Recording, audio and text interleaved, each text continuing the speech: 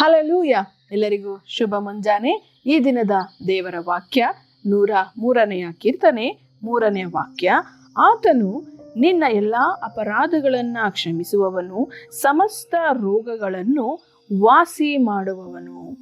ಹೌದು ಪ್ರಿಯರೇ, ದೇವರ ವಾಕ್ಯವು ಹೇಳುವ ಹಾಗೆ ನಮ್ಮ ಎಲ್ಲಾ ಅಪರಾಧಗಳನ್ನ ಕ್ಷಮಿಸುವಾತನು ನಮ್ಮ ಕ್ರಿಸ್ತನಾಗಿದ್ದಾನೆ. ಯಾಕಂದ್ರೆ ಆತನು ಕ್ಷಮಿಸಲು ಯೋಗ್ಯವುಳ್ಳಂತಹ ದೇವರು ಮತ್ತು ಸಮಸ್ತ ರೋಗಗಳನ್ನ ವಾಸಿ ಮಾಡುವವನು ಕೂಡ ಆಗಿದ್ದಾನೆ. ಪ್ರಿಯರೇ, ನಾವು ನಮ್ಮ ಜೀವಿತದಲ್ಲಿ ಕ್ರಿಸ್ತನಲ್ಲಿರುವಂಥವರನ್ನ ನಾವು ಕೇಳುವಾಗ ಪ್ರತಿಯೊಬ್ಬೊಬ್ಬರಲ್ಲೂ ಅನೇಕ ಸಾಕ್ಷಿಗಳು ನಾವು ಇದರ ಕುರಿತಾಗಿ ಹೇಳಬಹುದು.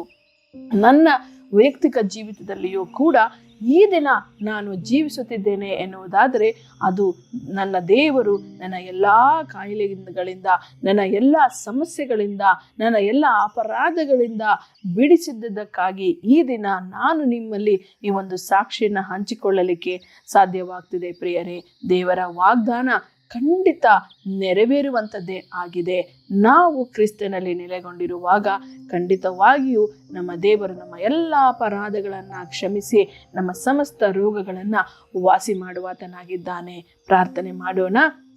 ಪರಿಶುದ್ಧನಾಗಿರುವಂತಹ ನಮ್ಮ ದೇವರೇ, ಅಪ್ಪ, ಈ ದಿನದಲ್ಲಿ ಒಂದು ಕಾರ್ಯಕ್ರಮವನ್ನು ನೋಡುತ್ತಿರುವಂತಹ ಪ್ರತಿಯೊಬ್ಬೊಬ್ಬರ ಜೀವಿತವನ್ನು ನಿನ್ನ ಕರದಲ್ಲಿ ಕೊಟ್ಟಿದ್ದೇನೆ. ಪ್ರತಿಯೊಬ್ಬೊಬ್ಬರ ಕರ್ತನೆ ಅಪ್ಪ ಅಪರಾಧಗಳನ್ನು ಕ್ಷಮಿಸಿ ಅವರ ಜೀವಿತದಲ್ಲಿ ಇರುವಂತಹ ಎಲ್ಲ ಕರ್ತನೆ ಬೇಡವಾಗಿರುವಂತಹ ಸಮಸ್ತ ರೋಗಗಳಿಂದ ಅವರನ್ನು ಬಿಡುಗಡೆ ಪಡಿಸಬೇಕಾಗಿ ಯೇಸು ಕ್ರಿಸ್ತನ ನಾಮದಲ್ಲಿ ಬೇಡಿ ಹೊಂದಿದ್ದೇನೆ ಕರ್ತನೆ. ಆಮೇನ್.